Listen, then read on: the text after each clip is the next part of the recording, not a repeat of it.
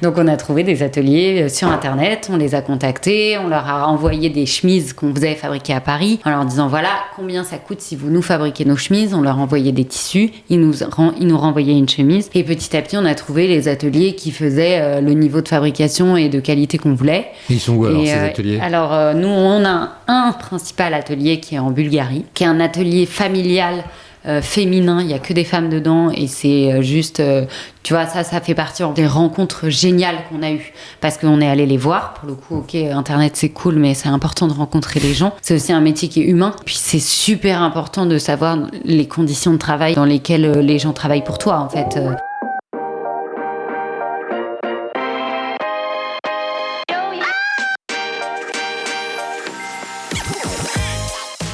Bonjour et bienvenue parmi les Digital Doers, le podcast qui donne la parole aux décideurs de l'écosystème retail et e-commerce. Depuis 2020, avec mon partenaire, l'événement One-to-One Retail e-commerce qui se tient en mars à Monaco, nous tâchons de vous faire partager les visions et les retours d'expérience des leaders de notre secteur. J'ai le plaisir d'être avec Sonia Mamin, directrice de l'événement.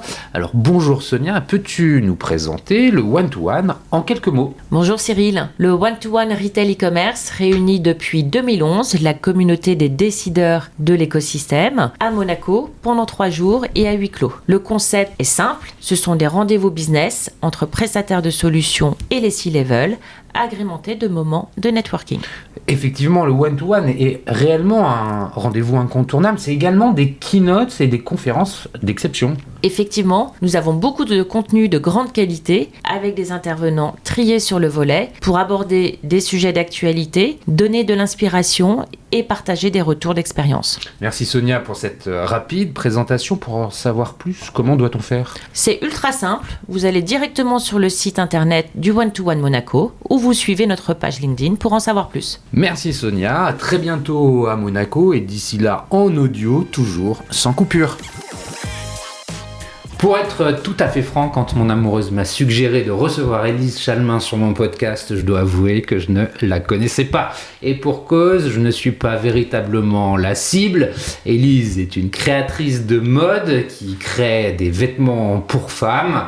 Pour celles et ceux qui ne connaissent pas encore son nom, peut-être avez-vous déjà vu l'un de ses t-shirts emblématiques, le blanc, avec 2 petits cœurs rouges sur la poitrine. En fait, Élise fait partie de ces entrepreneuses qui utilisent très habilement les réseaux sociaux pour faire connaître leur marque dans un contexte marché du fashion quelque peu chahuté, c'est un euphémisme. Il m'est donc apparu plus que pertinent de recevoir cette jeune femme dynamique pour en savoir plus sur ce qui fait son succès.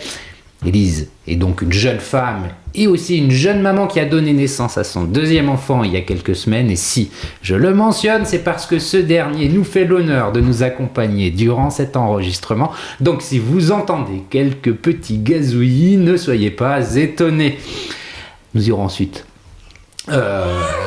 voilà, le petit gazouillis. Bref, avec Élise, nous allons revenir sur ce fameux marché de la mode pour qu'elle nous livre sa vision des choses. Nous irons ensuite sur sa proposition de valeur pour comprendre comment et pourquoi sa marque se développe si bien.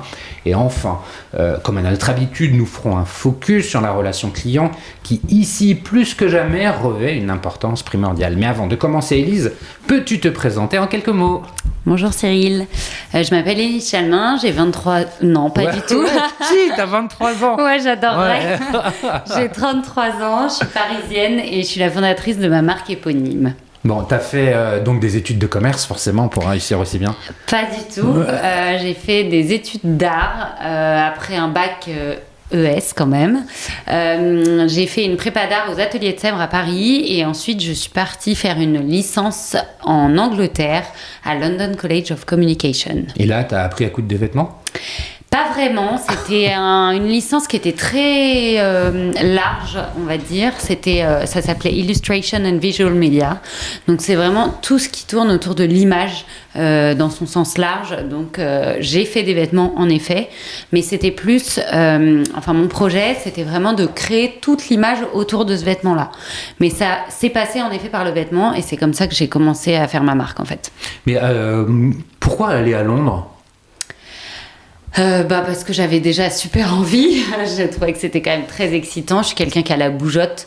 J'aimerais bien, par exemple, changer de vie un jour dans ma vie, en me disant je pars vivre à l'étranger, je recommence tout. C'est un peu un de mes rêves. Et pourquoi Londres ? Parce que c'est des super universités.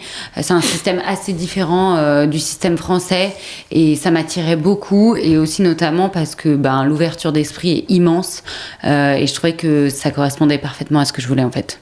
Donc tu ressors de ces études avec quoi ? Et je m'attarde 2 secondes là-dessus puisque tu vas commencer ton projet professionnel tout de suite après. Ouais. C'est pour comprendre un peu quel est l'état d'esprit dans lequel tu te trouves après ces 3 ans passés à Londres, donc plus les 2 ans que tu auras passés aux ateliers de Sèvres à Paris. T'as quoi en main ? Qu'est-ce que tu sais faire ? Qu'est-ce que tu as envie de faire ? Pourquoi lancer ta marque ? Alors déjà, je sors des ateliers de Sèvres ne sachant vraiment pas ce que je veux faire. Ouais. Je m'inscris dans ce billet à Londres en me disant je pense que ça me correspond pas mal parce que c'est très large et que je sais justement pas exactement ce que je veux faire encore à ce moment-là. Parce que tu vois, je suis sortie des ateliers de Sèvres, je crois, ou en tout cas quand je suis rentrée aux ateliers de Sèvres, je m'étais dit que je voulais faire de l'architecture. J'en suis sortie, j'ai fait complètement autre chose et je suis rentrée à Londres et bref, j'ai fait cette école et en ressortant de ma 3e année, c'est là que je savais ce que je voulais faire parce que avant ça, les 2 premières années, j'étais assez larguée et notamment parce que je te dis c'est une licence sur l'image au sens large et quand je te dis large c'est très très très large. Ça veut dire que ça couvre quoi comme spectre ? Ça couvre la photo, le cinéma, le graphisme, tu vois moi j'ai fait des vêtements alors que j'étais en illustration mais en fait j'ai fait de l'illustration sur du vêtement donc c'est aussi ce qui est chouette en Angleterre c'est que c'est des universités qui sont très ouvertes et en fait qui te poussent à être créatif. En fait tout ce que j'ai appris à l'école c'est vraiment à faire une recherche créative et artistique avant tout. Plus que le final, ce qui était important, c'était la recherche du final. C'est quoi la recherche ? Je te dis ça, je suis absolument pas créatif. J'ai vraiment besoin de comprendre. Ça consiste en quoi, ce travail de recherche ? C'est en fait te dire, à la base, je voulais faire un truc rouge. On va te donner un sujet. Par exemple, le sujet, ça va être, je sais pas, la pensée, Okay. on va dire. Et toi, tu vas te dire, moi, je voudrais réaliser un truc autour d'objets flottants ou quelque chose comme ça qui va être ton idée de base. Sauf que eux et tes profs vont t'expliquer que ton idée de base n'est pas ce qui va être ton rendu final. En fait, ce qui est intéressant dans ton travail, c'est la démarche. C'est pas le rendu final. Si finalement t'as rendu une croûte, c'est pas grave parce que c'est toute l'interprétation que t'en as fait qui est importante et tout le chemin parcouru pour arriver à cette croûte. J'adore l'explication. Désolée, mais c'est un peu comme l'art contemporain, en fait. C'est un peu le même principe, c'est tout le développement qu'il y a autour de ce projet-là, en fait. Bon, donc, ok, je comprends que ces 3 années d'études à Londres te permettent de structurer ta pensée, pour reprendre ton exemple, enfin, tu vois ce que je veux dire, finalement, tes convictions aussi dans ce que tu veux faire. Et c'est quoi ce que tu veux faire quand tu en sors ? C'est tout de suite créer une ligne de vêtements ou ça chemine encore un peu ? Je pense que ça chemine encore un peu. Après, je crois que mon désir premier, ça paraît peut-être un peu bête aujourd'hui, mais c'était vraiment la liberté aussi. Parce que je suis quelqu'un qui a besoin de liberté et je me voyais pas du tout rentrer dans une boîte à la suite de mon diplôme. Bon, après, j'étais jeune et quand t'es jeune, je pense que c'est sûrement comme ça aussi que ça se passe. Mais j'étais quelqu'un qui croyait beaucoup en elle-même et je me suis dit qu'en fait, je pourrais créer un projet moi-même et en voir le bout et vivre de ce projet. Et même aujourd'hui, tu vois, je suis quelqu'un de très optimiste et je me dis très bien que si un jour ça ne marche plus, je sais très bien que je trouverai quoi faire de ma vie et quoi faire de mes mains toute seule. Aujourd'hui, je trouve que en fait, monter un projet, c'est très facile. Si t'es un peu débrouillard, si t'as des idées, si t'as du culot, ça va vite en fait, ça peut aller vite. Et donc voilà, et du coup j'ai un peu perdu le fil de ta question. C'est ça, voilà, c'est l'état d'esprit avec lequel tu sors, t'es diplômé, t'es dans cet état d'esprit-là. Tu rentres en France tout de suite ? Je rentre en France tout de suite, ouais. Je fais un stage dans une marque de mode qui s'appelle Ventilo, qui est fermée aujourd'hui, mais qui était une marque extrêmement créative, très colorée, vraiment une marque française, ouais, vraiment ce que j'aime. Et ensuite, j'ai fait un autre stage chez Maison Standard, qui est d'ailleurs toujours une marque. Alors, je suis rentrée au tout début, mais finalement, ça me correspondait pas parce que c'est une marque très casual, très bleu marine, blanc, gris, noir, et moi, j'aime les arcs-en-ciel. Vous le voyez pas, mais Élise porte un superbe pull avec presque toutes les couleurs de l'arc-en-ciel. Et encore, je suis très sobre aujourd'hui. Et encore, t'es très sobre. Et donc là, tu fais ces stages, bon bref, ça dure quelques mois, j'imagine. Ouais, exactement. Et là, tu te dis, bah non, en fait, l'entreprise, c'est pas pour moi. Qu'est-ce que tu te dis ? Non, en fait, déjà, pendant mon diplôme, j'avais commencé à faire ce projet qui s'appelle Élise Chalmin aujourd'hui. Donc, j'avais créé une toute petite ligne de vêtements et j'avais fait donc ce fameux projet d'école en créant toute l'image autour de cette ligne de produits. Donc, ça passe par un logo de marque, un site internet, des vidéos de présentation de collection, des shootings par vêtement, etc. Donc, en fait, comme une marque, en fait, j'ai créé tout de A à Z. Et en fait, j'ai continué parce que ça m'a éclaté. C'était en filigrane de ce que tu faisais par ailleurs, c'est ça ? Ça s'appelait pas Élise Chalmin ? Si, ça s'appelait Élise Chalmin, c'était le même logo. C'était vraiment le tout début de la marque, en fait. Et là, on est en quelle année, en fait ? Là, on est en 2013-2014. D'accord. Ouais. Et quand tu te mets à plein temps là-dessus, c'est quand ? En 2015, je commence à plein temps. J'étais auto-entrepreneur à l'époque, donc c'était vraiment une petite structure. Enfin, même si c'était pas une structure, en fait, j'étais toute seule. Je faisais mes envois moi-même. C'est moi qui cousais une partie des vêtements. Enfin, c'était très, très artisanal à ce moment-là. Et en 2017, je crée une société. Je commence à monter une équipe, etc. Donc, je considère que ça a vraiment commencé en 2017. Donc il y a eu 2 ans pendant lesquels c'était finalement une sorte de test and learn. Ouais, c'était comme un projet, comme si là, demain, je me disais, bah tiens, je vais faire des bracelets, puis je vais commencer à les vendre un peu sur Internet et voir ce que ça donne, quoi. Ok, c'était des ça. Vêtements. Ouais. Écoute, merci pour cette introduction. On ira plus loin sur le projet, qui est devenu une société un peu après. On va prendre un peu de hauteur et on va parler du marché. Je te le disais en introduction, aujourd'hui le marché du fashion, il est quelque peu disputé, il n'est pas toujours très lisible. Il y a beaucoup de marques connues qui ont fermé les portes, qui ont déposé le bilan. Il y a d'autres marques qui arrivent. Il y a les sujets de la fast fashion, de l'ultra fast fashion, avec la loi Shein, Temu, enfin disons la loi contre l'ultra fast fashion. En même temps, on voit des acteurs ultra connus et présents comme le groupe Inditex avec Zara qui réalise des bénéfices comme jamais. D'autres marques qui survivent, qui surnagent. Mais en période d'inflation, très clairement, de crise du pouvoir d'achat, il y a des arbitrages qui sont faits. Le consommateur est lui-même poussé, en plus de sa sensibilité au prix, à devoir consommer mieux. Donc le vêtement en tant que tel peut subir ces arbitrages. On sait bien que la création de vêtements est génératrice de pollution, enfin du moins de gaz à émission d'effet de serre. Comment toi tu vois les choses ? Comment tu perçois les évolutions de tes consommateurs et consommatrices, mais de façon générale ? Alors, il y a pas mal de sujets Beaucoup, dans tout ce que tu as dit. Vas-y, allez, prends par celui que tu veux. Mais je vais commencer déjà par le marché, parce que c'est vrai que nous, on est vraiment entre deux marchés, qui est celui de l'ultra fast fashion et la fast fashion, et celui du luxe. On est vraiment ce qu'on appelle milieu de gamme. Le prêt-à-porter accessible, le luxe accessible. On va dire quoi ? Premium, c'est un mot qui peut convenir ou pas ? Premium, c'est un mot qui convient tout à fait. En fait, on se rapproche plus du luxe dans le sens où on va avoir la qualité de fabrication du luxe, mais on n'a pas les prix du luxe. Parce que le luxe, certes, tu as tout un savoir-faire derrière, mais ça reste aussi par rapport à ton image. Tu décides d'être une marque de luxe. Tu peux avoir le même coût de fabrication d'un vêtement d'une marque à l'autre, et pour pourtant, l'une peut être une marque de luxe et l'autre peut être une marque premium. Nous, clairement, on a une très belle fabrication, mais on n'est pas une marque de luxe. On pratique pas des prix du luxe. En revanche, on a une très belle façon. On n'utilise que des matières naturelles, on utilise énormément de soie, des matériaux nobles. On a une belle fabrication. Donc, tu es dans ce marché premium luxe.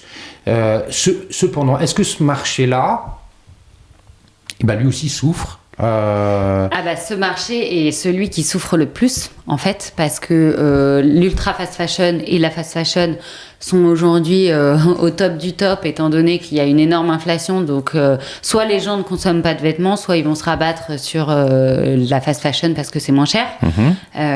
Forcément, c'est pas du tout la même fabrication, donc ça s'explique. Soit t'as la population qui va consommer du luxe, mais qui du coup qui est une population qui n'est pas concernée en fait par l'inflation, parce que quand tu as les moyens de t'acheter des vêtements de luxe, c'est que t'arbitres pas ton budget entre un plein chez Carrefour et un vêtement. Exactement, et c'est que ta fin du mois, c'est pas à la fin du mois que tu te dis là je vais me faire un petit plaisir, je vais aller m'acheter une chemise chez Elie Chalmin. Non, parce que là t'es plus dans le même game, quoi. Ce marché du premium, du coup, tu dis souffre. Ouais.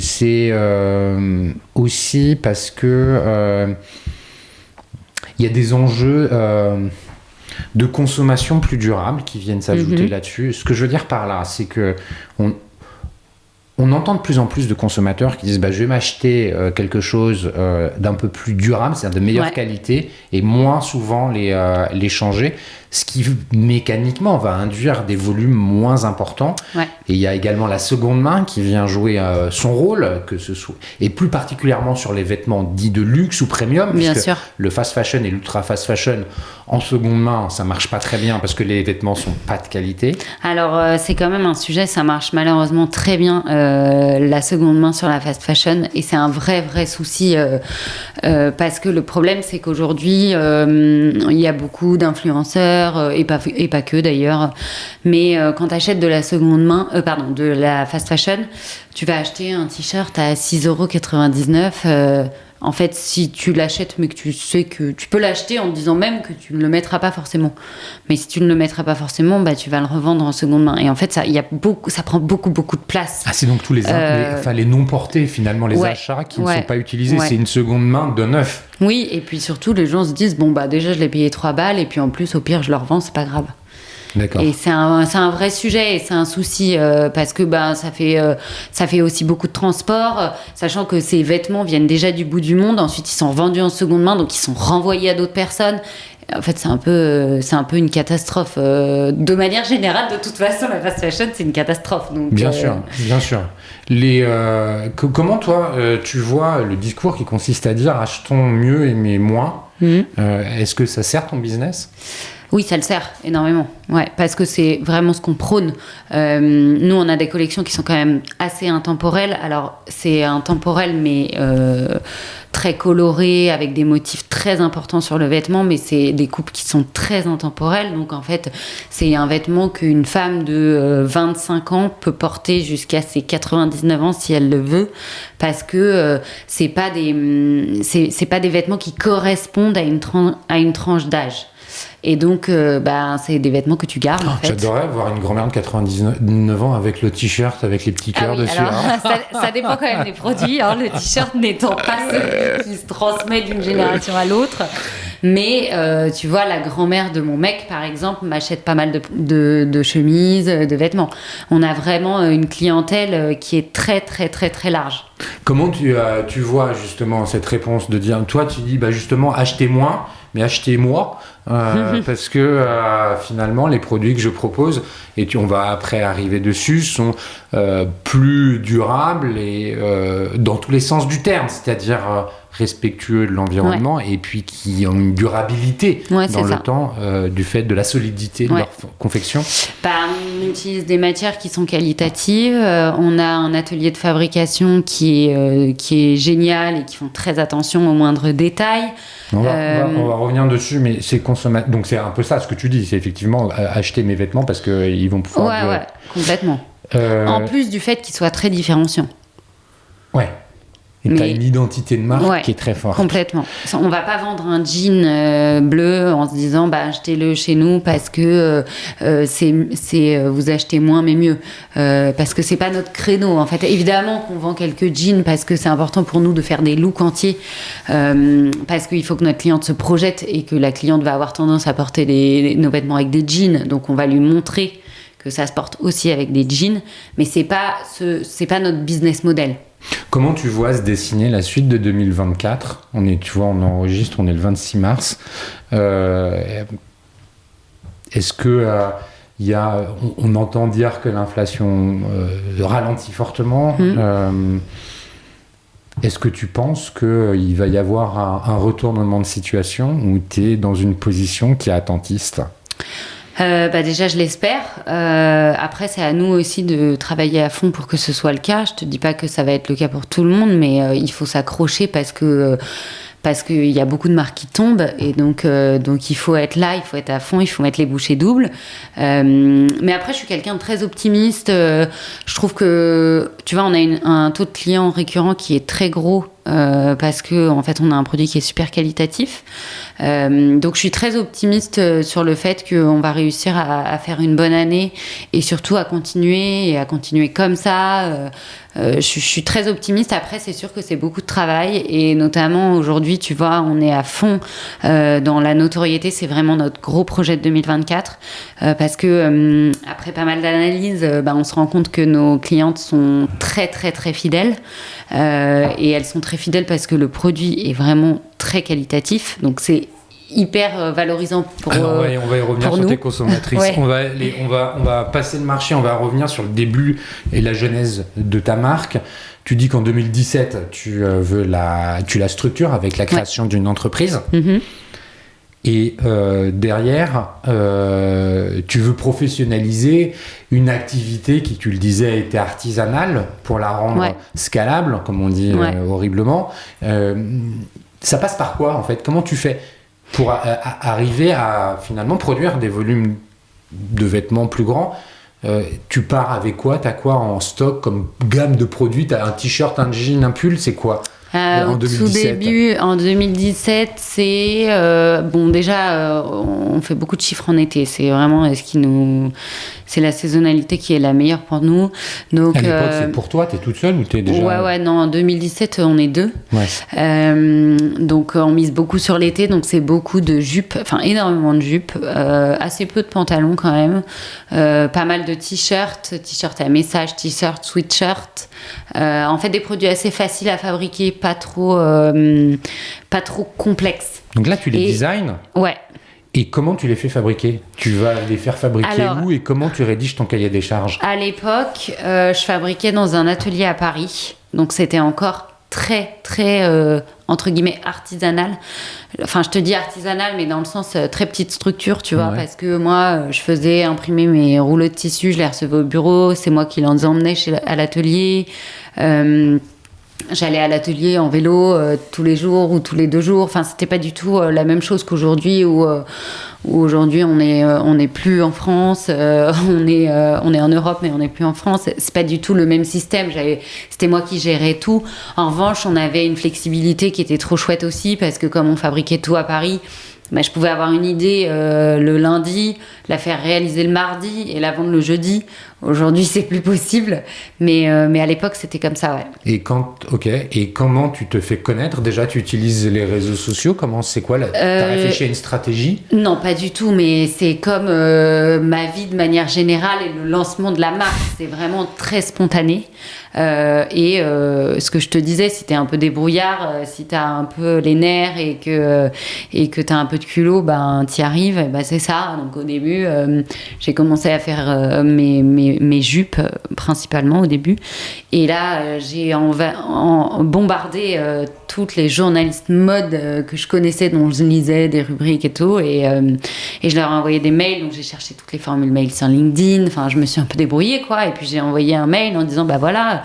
je m'appelle Élise Chalmin, j'ai 25 ans, je crois, je sais plus. Je fais ça, je pense que ça vaut le coup, j'aimerais bien que vous en parliez, filez-moi un coup de pouce, parce que vous pourriez faire que ça va marcher, en fait. En gros, j'ai besoin de vous et donnez-moi un peu d'espace, vous serez pas déçus, quoi. Et ça a super bien marché. J'ai eu des super retours, j'ai eu beaucoup d'articles de presse. J'avais à l'époque Promode qui m'avait contacté ensuite pour faire une collab, et ça c'était au tout début. Donc ouais, ça a bien marché. C'est pour ça que, et tu vois, je trouve que ce qui est dommage, c'est qu'aujourd'hui j'ai un peu moins de culot. Mais c'est aussi parce que je pense que j'ai un peu moins de temps. Et puis, tu as 2 enfants. J'ai 2 enfants, je suis un peu plus réservée peut-être. Et du coup, j'y vais moins au culot alors qu'il faut, parce que on a un vrai potentiel de marque, tu vois. Donc, et c'est comme ça aussi que tu vas toucher les gens que tu as envie d'approcher, etc. Donc, ouais, en 2017, étape par étape, les volumes augmentent. L'atelier parisien devient trop petit pour produire. Ouais. C'est aussi parce que le nombre de produits augmente. Alors, je veux dire, la référence produit augmente. La référence produit augmente énormément. Le nombre de produits par référence augmente aussi. Enfin, la quantité produite augmente aussi. Et là, je suis plus online, assez satisfaite de la qualité. Ouais, ok. Ouais. Tu vends au travers de ton site internet? Alors, je vends sur mon site internet et on fait un peu de B2B. Ok. À ce moment-là. Donc des revendeurs? Ouais. Ok. Il y a un moment, tu changes de dimension, il faut produire ailleurs. Donc, tu viens de le dire, plus tellement satisfaite de l'atelier parisien avec lequel tu travaillais. Comment tu fais pour trouver quelqu'un d'autre et où tu vas? Je cherche beaucoup sur Internet. Vraiment, au début, ça a été que Internet. On a contacté énormément d'usines. Aujourd'hui, c'est quand même l'avantage d'Internet. Et c'est pour ça que je te dis que je considère que monter un projet est facile. Parce que si t'es un peu réfléchi, si tu te sors un peu... voilà. et tu peux y arriver assez facilement. Donc, on a trouvé des ateliers sur Internet. On les a contactés. On leur a envoyé des chemises qu'on faisait fabriquer à Paris. En leur disant, voilà, combien ça coûte si vous nous fabriquez nos chemises. On leur envoyait des tissus. Ils nous renvoyaient une chemise, et petit à petit on a trouvé les ateliers qui faisaient le niveau de fabrication et de qualité qu'on voulait. Ils sont où alors, ces ateliers? Alors nous on a un principal atelier qui est en Bulgarie, qui est un atelier familial féminin, il n'y a que des femmes dedans, et c'est juste, tu vois, ça fait partie en revanche des rencontres géniales qu'on a eues, parce qu'on est allé les voir. Pour le coup, ok, Internet c'est cool, mais c'est important de rencontrer les gens.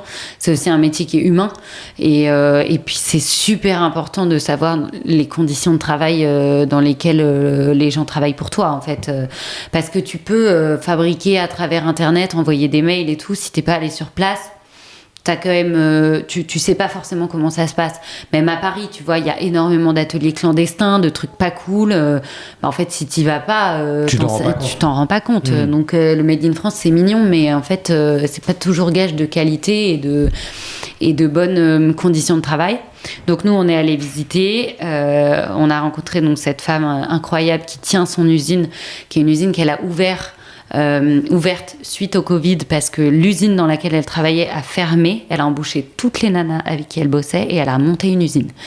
Donc trop cool, quoi. Très belle histoire, ouais. Et très belle histoire, et je trouve que ça résonne vachement aussi avec l'histoire de notre marque, tu vois, parce que c'est vraiment une femme qui s'est bougée et qui a réussi à monter une entreprise. Alors elles sont, je crois, 25 à peu près, enfin une petite trentaine dans l'atelier, et ça nous correspond parfaitement, en fait, je trouve. Il y en a un autre, un lieu de production? Alors, en fait, on a des lieux de production différents selon les catégories de produits. Donc, les t-shirts sont fabriqués au Portugal dans un autre atelier. On a une partie de nos pulls qui est fabriquée au Portugal. On a les bonnets qui sont fabriqués en Écosse. On a aussi de la maille en France. En France, c'est fabriqué où? À Rouen. Ah, je crois savoir chez qui. Ah bon? Non, il n'y en a pas. C'est comment ça s'appelle? On était chez Elite. Mais il y en a plusieurs quand même dans le bassin rouennais, il y a pas mal. Donc voilà, on est un peu... Alors c'est un peu notre problème aujourd'hui, c'est qu'on est un peu trop éparpillés. Ouais. Donc là, en 2024, ça fait partie des objectifs, c'est de se recentrer et réussir à faire les choses plus proches. Tu vois, et de faire les bonnets, les pulls, les chaussettes au même endroit, parce que c'est de la maille, et pas avoir 4 usines différentes qui fabriquent ça, parce que ça veut dire aussi plus de transport, et c'est pas l'idée. Comment ça fonctionne après la livraison? C'est-à-dire que tu as tes fabricants qui sont dans divers lieux, tu viens de le mentionner, l'expliquer. Les commandes, tu les reçois aujourd'hui via ton site internet, j'imagine, principalement, pour pas dire exclusivement. Cette commande, elle est préparée où? Comment ça fonctionne après? Alors, on travaille avec un centre logistique qui s'occupe. Donc, un centre logistique, c'est un centre qui va. C'est un énorme local, enfin, c'est un entrepôt qui va stocker toutes tes pièces et qui s'occupe ensuite d'envoyer tous tes colis. Donc, ils ont un dashboard qui est connecté à ton. Enfin, une API, ça s'appelle, qui est connecté à ton Shopify, qui est notre dashboard de site internet. Donc, ils reçoivent en instantané toutes nos commandes. Tu peux dire tous ces gros mots, tout le monde comprend derrière les micros, t'inquiète Super. Pas. Mais c'est même moi, tu sais, je les connais à moitié en fait. Si, tu l'expliques très bien. Bon, tant mieux. Et donc, cette plateforme est connectée à notre site internet, donc à notre Shopify, et ils reçoivent en instantané toutes les commandes et ils s'occupent de préparer tous les jours toutes les commandes. Pas les week-ends, mais tous les jours ouvrés, les commandes. Ouais. Donc parfois ils ont forcément des jours de rush parce que on a pas mal d'opérations commerciales, on a des lancements, on a des activations sur d'autres sites internet, etc. Donc forcément ça dépend des jours, c'est très fluctuant. Mais ça c'est une énorme partie du business qu'il faut toujours challenger. Parce que en fait ton stockage te coûte très cher, parce que les transports on va revenir évoluent. sur tout ça. Avant ça, je voudrais que tu continues ton histoire. Une fois que tu as ton outil industriel qui est en place, que tes ventes commencent à augmenter, t'accélères. Comment, à quel moment tu utilises les réseaux sociaux? Parce que clairement, pour toi, ça a été un axe et c'est toujours un axe de développement énorme. Comment t'avances là-dessus? Alors, les réseaux sociaux, je pense que ça a été un peu ma force dès le début. Et notamment parce que quand j'ai commencé, tu vois, et que j'ai contacté tous ces journalistes, je me mettais à fond sur Instagram. Alors, nous, c'est beaucoup Instagram. Et à l'époque, quand même, pas mal le Facebook. Maintenant, beaucoup moins. Donc je me suis mise à fond sur Instagram. C'est un boulot qui m'amuse beaucoup. Je trouve que ça te permet d'avoir une spontanéité, de faire ce que tu veux. C'est un peu comme être réalisateur mais amateur, parce que tu peux faire plein de choses. Si t'es un peu créatif, t'as plein d'idées, tu peux faire plein de vidéos, de photos. Enfin, il y a vraiment énormément de choses à faire. À l'époque, l'algorithme était un peu plus sympa quand même sur Instagram. Aujourd'hui, c'est beaucoup plus difficile. Donc Instagram a énormément aidé. C'est Instagram qui a fait connaître la marque, clairement. Et ce t-shirt à cœur dont tu parlais tout à l'heure. Celui-ci, il a été créé quand, ce t-shirt? 2015. Et comment t'as eu l'idée? Comment? T'en sais rien? Franchement, j'en sais rien. Je me suis dit... En fait, j'avais envie d'un t-shirt qui soit sexy, mais pas du tout sexy. Parce que je n'aime pas le côté, justement, sexy. Moi, ma vision du sexy, c'est la nana qui a le t-shirt de son mec, les cheveux un peu ébouriffés avec du rouge à lèvres et un short en jean et des Converse, tu vois. Donc, c'est ma vision à moi de la nana sexy, qui n'est pas du tout la définition de sexy, je pense. Et quand j'ai créé ce t-shirt, c'était vraiment l'idée. C'était genre avoir un t-shirt de mec, mais avec un côté féminin dessus et un peu rigolo. Et un peu tape à l'œil, tu vois. Donc je pense que c'est comme ça que l'idée est venue. Et à l'époque, je l'avais décliné en rouge, je l'avais fait en multicolore parce que j'ai toujours aimé les couleurs. Je faisais déjà énormément de motifs et je trouvais que ça n'avait pas de sens que ce truc soit uni. Je l'ai fait en multicolore.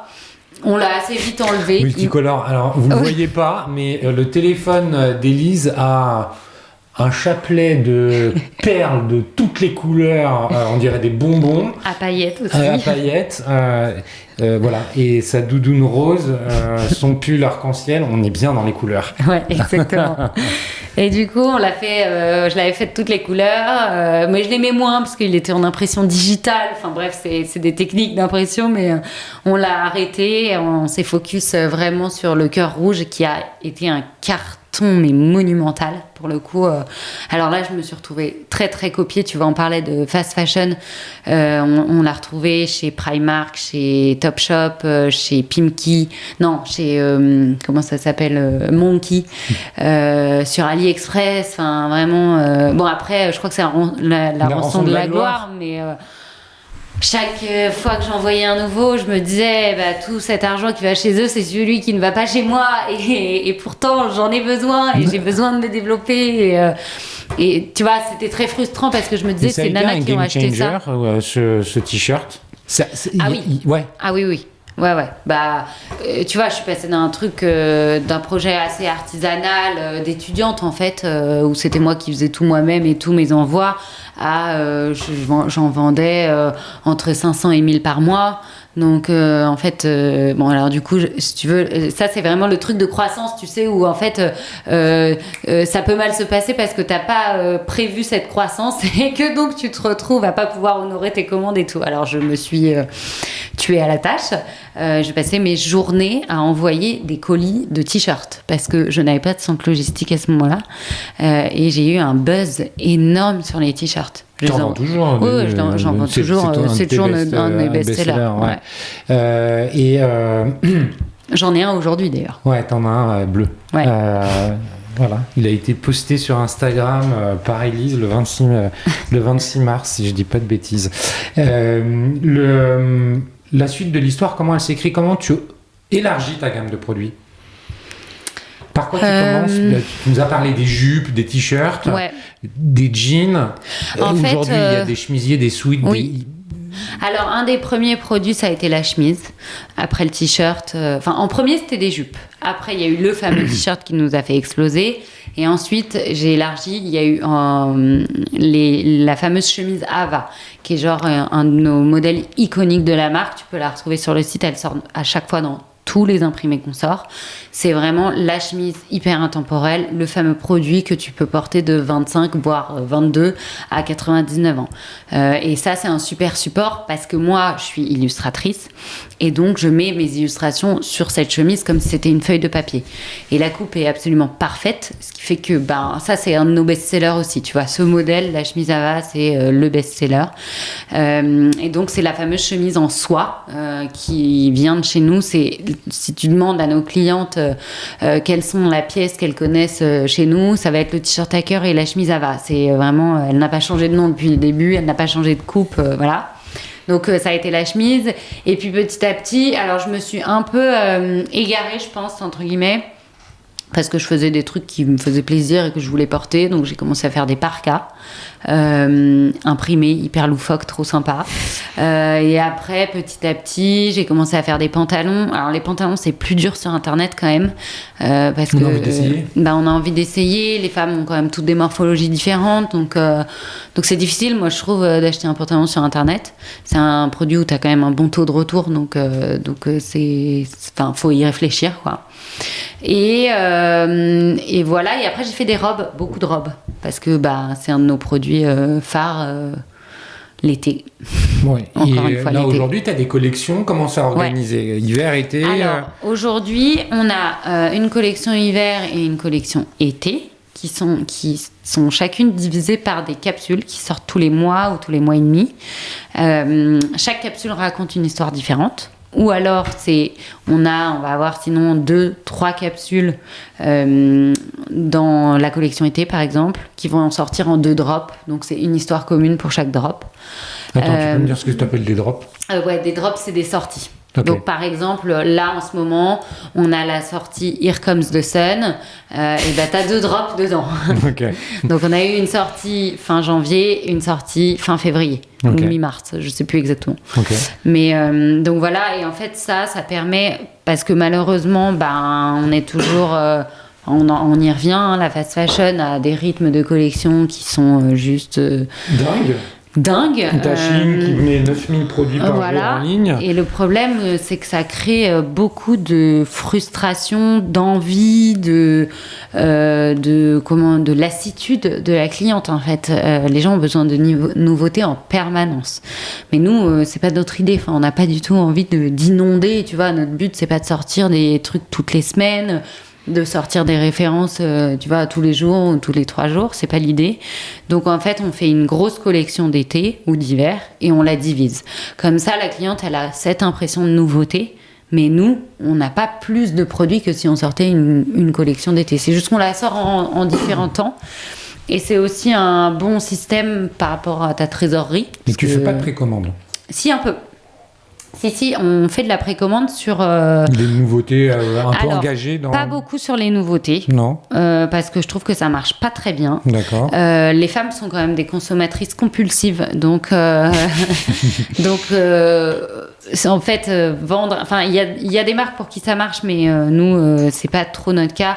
Vendre un produit aujourd'hui, le recevoir dans 3 mois, je trouve que c'est un système qui est compliqué.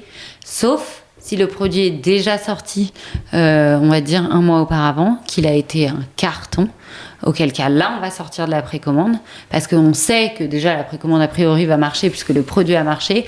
Et surtout, la cliente, elle l'a déjà vu sur d'autres gens, elle en a vraiment envie, elle est prête à patienter pour l'avoir. C'est un peu différent. Et l'avantage de la précommande, pour dire des gros mots que tu voulais pas qu'on utilise, c'est qu'au niveau de ton BFR, t'es quand même plus cool. Oui, et t'as pas d'IMO dans ton compte des résultats comme exactement. Tu l'as. Ouais, t'as pas de stock. Et puis écologiquement, c'est intéressant aussi parce que du coup, tu ne produis pas des choses que tu ne vas pas vendre potentiellement. Tu te retrouves avec beaucoup d'invendus ? Beaucoup, non, mais l'année 2023 a été difficile. Donc, oui, on a du stock. Et mais, le stock, tu attends de l'écouler ? Comment tu fais ? Des ventes privées ? Tu fais alors, comment ? on met en place justement beaucoup de stratégies cette année avec ma DG qui est arrivée au mois d'octobre, qui est vraiment... Aujourd'hui, combien de personnes à peu près ? Pardon, je te coupe. On est 9. 9, voilà. Ouais, 9 dans l'équipe.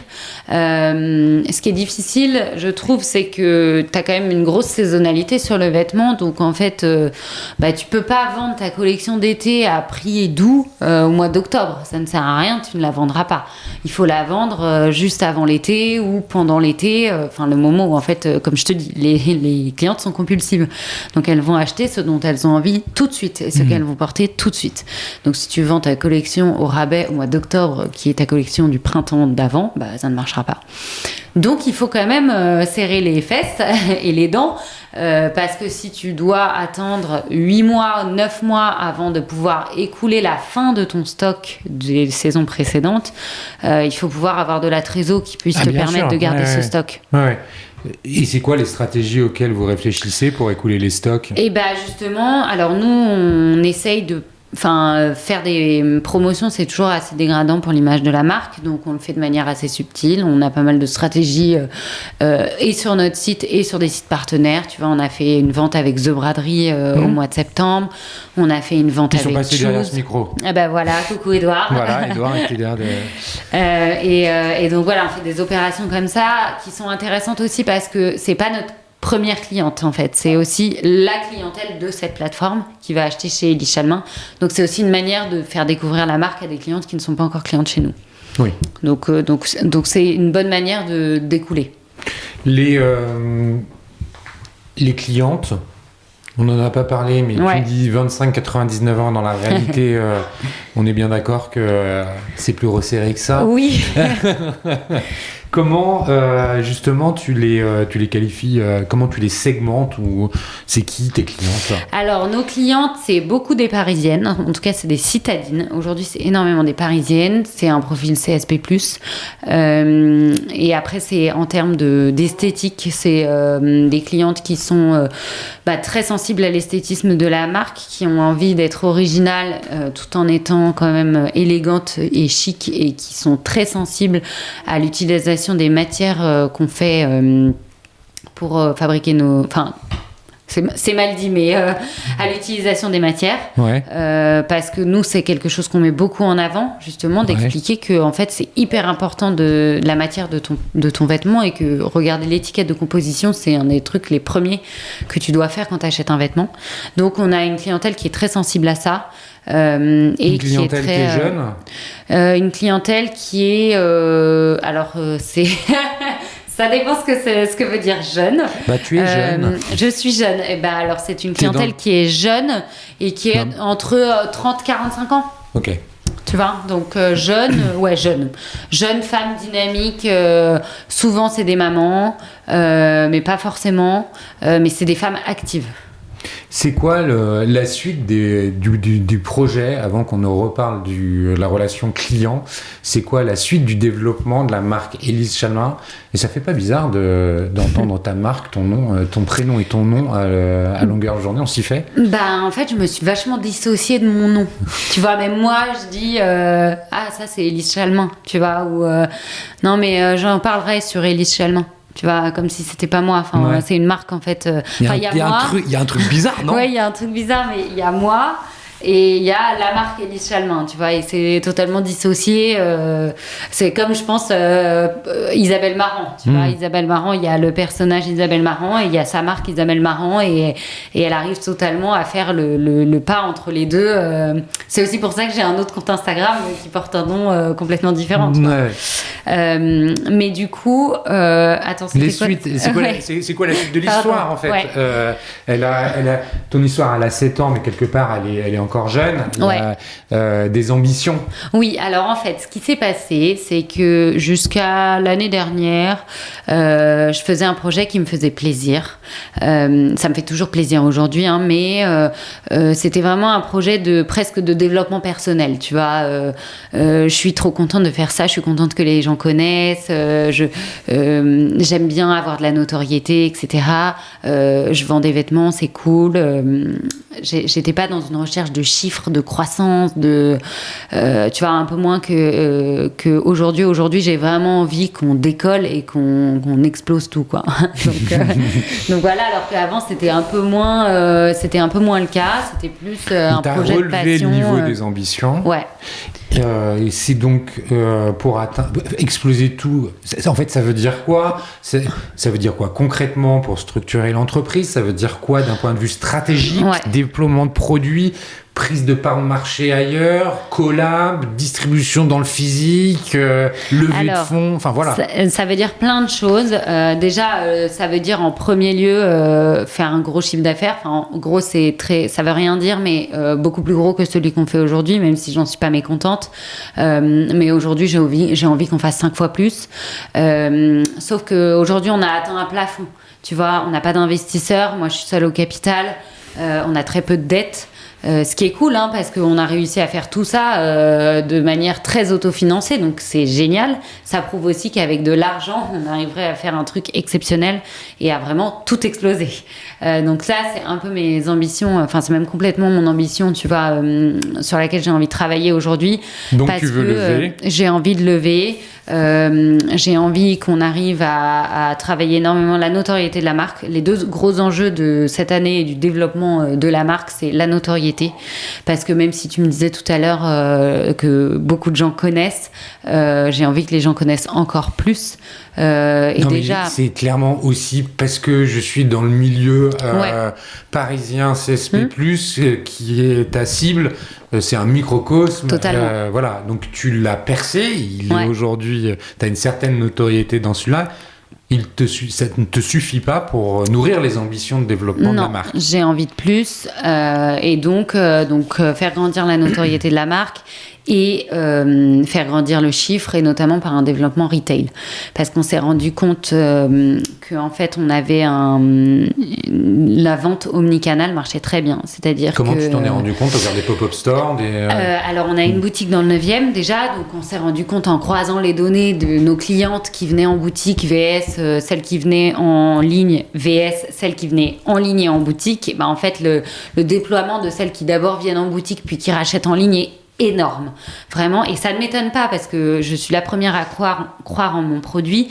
Le produit est vraiment de super qualité, on travaille énormément la couleur et la matière est super, et donc en fait tu as besoin de voir, de toucher et d'essayer le produit pour en être totalement convaincu et derrière aller racheter sur internet.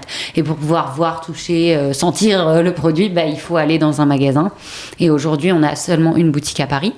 Donc, les objectifs, c'est en effet d'ouvrir des pop-up en des 2000. Corners. Alors des pop-up, c'est-à-dire des boutiques non, mais qu'on les loue. pop-up, bien sûr. Les corners, évidemment. Je pense aux Galeries Lafayette, Bon Marché, etc. évidemment. Là, et tu vas y aller au culot comme tu as fait jusqu'à présent. Ouais, tu vois, mais tu il vas faut... prendre ton bâton de pèlerin. Exactement, et puis je vais aller taper à la porte. Ouais. Exactement. Mais ça, on a hyper envie. Et notamment parce qu'aujourd'hui, en fait, on a une équipe et qu'on pourrait l'exploiter, entre guillemets, beaucoup plus. On pourrait faire beaucoup plus de choses avec l'équipe qu'on a aujourd'hui. VS, quand je faisais du B2B il y a 5 ans et qu'on était 3 dans un bureau et que c'est nous qui envoyions les cartons, tu vois. Donc ça, il y a un gros développement retail à faire parce que si on fait ce gros développement retail, derrière, le site internet va exploser aussi. Donc ça, c'est les ambitions pour 2024, 2025. Ouais. Tu parlais de notoriété. Oui. Et on l'a évoqué déjà, Instagram fonctionne. En fait, tu es les régies de ta marque. Ouais. T'es tout quand même. Il n'y a pas un moment où on devient un petit peu bizarre. Non, mais c'est vrai que tu prends la parole sur les réseaux. Ouais. Tu présentes toi-même tes collections. Ouais. Ça te permet de générer quand même une notoriété. Oui. C'est quoi les chiffres? T'es suivi par combien de personnes? Alors là, je suis un peu off en ce moment, mais on est, je crois, à 60... Attends, je vais regarder. Non, je crois qu'on est à 73 000. Mais je suis pas sûre. Mais on est... en tout cas, ce qui est sûr, c'est qu'on est sur un gros push de notoriété. Donc, tu vois, on a gagné... plus de 10% d'abonnés sur les 4 derniers mois. En newsletter, on a fait plus 40% d'acquisition de CRM. T'en as combien qui sont basés? Tu le sais? Je sais pas. Non, je sais pas parce que c'est pas moi qui m'occupe du market digital et je sais plus, tu vois, parce que en ce moment, je veux aller plus loin dans ma question. Aujourd'hui, effectivement, tu as cette prise de parole auprès de tes consommatrices potentielles au travers d'Instagram principalement. Oui. Tu me disais que ça correspond à quasiment 80% de ton chiffre d'affaires qui est issu d'Instagram, c'est ça? Ouais. Augmenter sa notoriété, c'est utiliser quel autre levier? Alors, déjà, l'influence, tu vois, parce qu'on parle quand même des réseaux sociaux, nous, on est arrivé très tardivement sur l'influence. Notamment parce que, comme on n'a pas de finances derrière, ça coûte très cher d'offrir beaucoup de produits, et donc, on pouvait assez peu le faire. Et que pour nous, c'était quand même un vrai manque à gagner d'offrir des produits. Aujourd'hui, c'est différent, on a plus de trésor, ça roule beaucoup mieux, donc on est aussi... Parce que vous êtes rentable. Parce qu'on est rentable. Donc on est aussi, on fait aussi cet investissement, tu vois, d'offrir, de créer cet engouement aussi au travers de l'influence. Moi j'ai aussi, tu vois, là mon gros challenge à mon retour de congé mat, c'est vraiment de booster à fond l'influence. Le congé mat, il est un peu en pointillé quand même, non? Quand on est entrepreneur, malheureusement. Non, et puis c'est une passion aussi en fait, tu vois. C'est vraiment, je pourrais très bien dire à mon équipe, moi je ne suis pas là. C'est ce que je leur avais dit avant de partir. Au final, je suis toujours un peu là parce que j'adore mon métier, je m'éclate, tu vois, je vis pour ça, quoi. Donc j'y pense 24 heures sur 24, je me réveille la nuit, j'ai 1000 idées. Donc voilà. Même dans les nuits courtes avec... bien sûr, dans les nuits courtes, je fais des montages vidéo sur mon portable, je réponds à des trucs sur Instagram, enfin, je passe du temps à m'inspirer et tout, c'est sûr que oui... Pendant mes nuits courtes, je fais ça. Donc là, c'est activer d'autres influences. Donc beaucoup d'influences. Les pop-up, beaucoup. Pas mal de... Et alors, en dehors de Paris aussi? Oui. On a fait Bordeaux cette année. L'idée, tu vois, c'est aussi d'aller vers les endroits où les gens partent en vacances. Alors cette année, c'est un peu différent parce qu'il y a les Jeux Olympiques qui sont à Paris, donc dans tous les cas, il y aura du monde à Paris, donc c'est pas un sujet. Mais l'idée, c'est vraiment de se trouver là où les gens partent en vacances. Pour toi, les JO, c'est une opportunité? Ah ouais, bah ouais. Énorme. Enfin, alors nous, on n'est pas très international pour l'instant. Mais c'est pour ça que je te pose la question. On a des clients, on en a, mais du coup, c'est un levier qu'on va pousser avant les JO, évidemment, pour que, en fait, et vous allez les étrangers. Des pop-up à Paris pour les JO ou alors, un pop-up? On a un pop-up en mai-juin. Ouais. Mais pendant les JO, je crois pas, notamment parce que c'est aussi une question de budget en fait. Le problème, c'est que forcément, c'est comme la Fashion Week. T'es un peu inquiète sur les capacités de livraison pendant les JO dans Paris? Non. Je reviens sur donc la suite du Ouais. développement. Tu as dit il y a eu Bordeaux. Ouais. D'autres villes sont prévues pour 2024 L'idée 2024 et 2025, parce que moi, Ouais. comme j'étais assez peu là sur le début de l'année 2024, il y a des trucs qui sont forcément un tout petit peu décalés. Mais Bordeaux, Lyon, Marseille ou Aix-en-Provence, enfin en fait les grosses villes où on a déjà des clientes, mais on a besoin d'en avoir plus et de se faire plus connaître. Et tu vois, parce que par exemple nos produits dans le sud fonctionnent très bien. Dans Est-ce les que- grosses villes globalement, de toute façon, ça fonctionne très bien. Est-ce que tu utilises de la micro-influence, c'est-à-dire de l'influence locale? Par exemple, tu vas aller à Marseille, tu vas dire je vais trouver une influenceuse du sud de la France pour relayer finalement On le la fait, stratégie de pop-up. Quand on fait des pop-up, ouais, on le fait. À Ouais. Bordeaux, tu vois, on a fait venir des influenceuses à la boutique pour qu'elles nous fassent des stories et tout. Ouais, on le fait bien sûr. Et ça marche bien. Ça marche. Après, ce que je trouve aussi quand même difficile avec l'influence, c'est qu'il faut aussi taper sur les bonnes personnes parce que c'est leur métier. Mais du coup, comme c'est leur métier, elles font que ça. Donc en fait, au bout d'un moment, les gens ne regardent plus parce que c'est que vendre des produits, etc. C'est pour ça que nous, on essaye. Enfin, moi, en tout cas, mon envie, c'est vraiment d'avoir des influenceuses qui ne soient pas des vendeuses de produits. C'est vraiment faire de la notoriété. Ça va être des femmes dont j'aime l'esthétisme, dont j'admire le travail. Tu vois, plus En fait, que tu des veux raconter- influenceuses. C'est pas des blogueuses. C'est Tu pas veux des... raconter des histoires, hein, tu l'as dit tout à l'heure Ouais. d'ailleurs, il y a des histoires. Justement, cette prise de parole vis-à-vis de tes consommatrices, comment elles s'organisent? C'est quoi ce que tu veux leur dire? En fait, c'est quoi le message qu'il y a derrière finalement tes collections? En fait, c'est retrouver une sensibilité dans le vêtement, avoir un vêtement qui a vraiment une histoire. Aujourd'hui, on est quand même sur une mode qui est ultra minimaliste, ce qui est dommage. Enfin, ce qui est dommage, non, chacun s'habille comme il veut. Mais moi, j'essaye de prôner le fait que les couleurs sont quelque chose qui sont bonnes pour la santé. Et c'est vrai, c'est prouvé. Et en fait, je trouve qu'aujourd'hui... tout est déjà gris, les rues sont grises, tu vois, l'hiver, et quand t'es à Paris, c'est quand même ultra déprimant, tout est gris, il n'y a pas une feuille aux arbres, les bâtiments sont gris.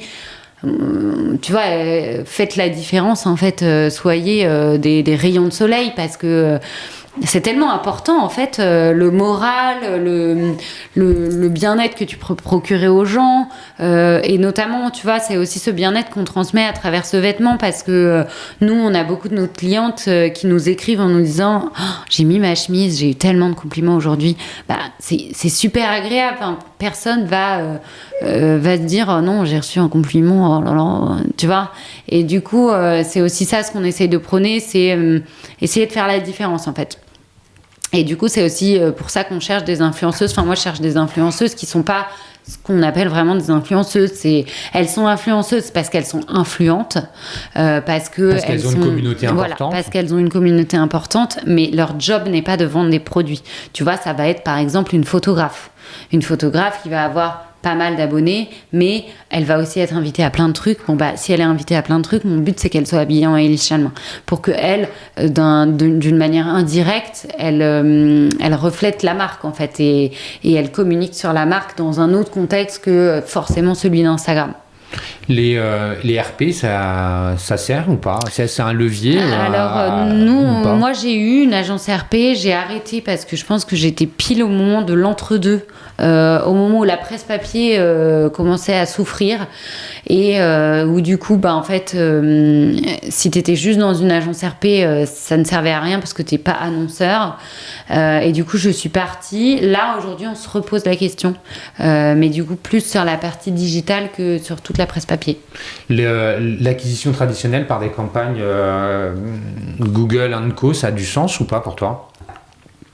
Oui, mais moi, j'en avais un peu marre de donner beaucoup d'argent à Google, juste pour taper mon nom dans Google et qu'on tombe sur Eilidh Chalmin en premier. Ça me frustrait énormément, le fait de me dire, en fait, si je tape Eilidh Chalmin, dans tous les cas, je dois être en première. J'ai pas à payer pour tomber en première. Donc, on avait pas mal de campagnes Google et on les a cut parce que c'était du gros budget. Et sur Meta et ça, en revanche, oui, on met de l'argent. Ouais, ça c'est hyper important. Ouais, Insta, Et en fait, cette Insta, pub, Facebook, les deux, plus ouais, Insta. Ouais, Insta et Facebook. Et cette pub-là nous permet d'en baser aussi en CRM. Donc, tu vois, on fait pas mal de campagnes CRM sur Instagram. qui nous permettent de capter ces clientes, tu vois, qui sont ces potentielles clientes qui sont intéressées. Elles ont fait un premier pas, c'est de nous laisser leur adresse mail. Maintenant qu'on a leur mail, il faut qu'on arrive à les convaincre que notre produit est exceptionnel. Tu as parlé des collabs. Il y en a d'autres à venir. Il y en a avec qui tu aimerais travailler. C'est une piste intéressante. Ouais, c'est une piste super intéressante. En fait, il y a un peu deux types de collabs. Il y a les collabs qu'on fait, nous, avec des marques qui sont assez grosses en général, qui sont vraiment là pour servir notre notoriété. Et après, il y a les collabs qu'on fait nous, en invitant quelqu'un chez nous, c'est-à-dire en invitant en général un ou une artiste qu'on apprécie et à qui on va donner un support d'illustration pour son travail graphique. Donc là, par exemple, en décembre, on a fait une collab avec une artiste qui s'appelle Caroline Romain-Desfossés, qui fait des trucs sublimes à la peinture. Il y a 2 ans, on avait fait une collaboration avec une artiste qui s'appelle Camille Cotier. Enfin voilà, on en a fait plusieurs. Le but, c'est de continuer. Et c'est assez cool parce que comme c'est moi qui dessine tous les imprimés de manière générale, et ben là, ça permet d'accueillir quelqu'un de nouveau. C'est aussi un nouveau souffle. Ça permet de faire découvrir son travail. En général, ils sont super contents. Et c'est un nouveau support pour eux. Donc ça, c'est assez chouette. Et ça te permet, justement, tu parlais des RP, bah, ça te permet de faire un relais. En fait, c'est important d'avoir toujours des news à raconter, en fait, des choses à dire. Ouais. Bien sûr. Donc il y a ça, et les grosses collabs qu'on fait avec les grosses marques nous servent pour la notoriété, notamment pour les RP, parce que souvent c'est des marques qui ont des bureaux de presse et qui du coup derrière nous font des demandes d'interviews, etc. Écoute Élise, merci 1000 fois pour cet échange. On a bientôt 1 heure d'enregistrement, tu vois, c'est pas mal. Je t'avais dit que je parlais beaucoup. Ouais, moi ça va, écoute, je trouve que tu t'exprimes très bien, je suis très content. Ah, ça me fait plaisir. On va remercier Jacques pour le silence quand même. Il n'a pas trop gazouillé. Non, ou alors mais il gigote. il a donné quelques petits cris. Merci à lui. Un petit merci à ma Charlotte. Et merci à vous les auditeurs pour votre fidélité, vos encouragements et puis les différents messages que vous me faites parvenir. Merci aussi à Comexposium pour le one-to-one Retail e-commerce de Monaco qui apporte son support à cet épisode. Élise, si jamais on veut rentrer en contact avec toi, il y a évidemment Instagram. Oui. Tu as 2 comptes, tu disais. Ouais. Élise Chalmin. Ouais, mon compte de marque, et Élise Del Camino, mon compte où je m'abuse. Voilà. Côté pro, si on veut rentrer en contact avec toi, LinkedIn, c'est un moyen correct. LinkedIn, c'est un moyen, et après il y a mon adresse mail directement que je peux donner parce que je ne suis pas. Donner, vas-y. Et ben c'est elise@eliseschalmin.com. Ouais, c'est assez simple à retenir. Assez simple. Bon Élise, merci 1000 fois encore merci à toi. pour la conversation, puis je te dis à très bientôt. À bientôt, merci.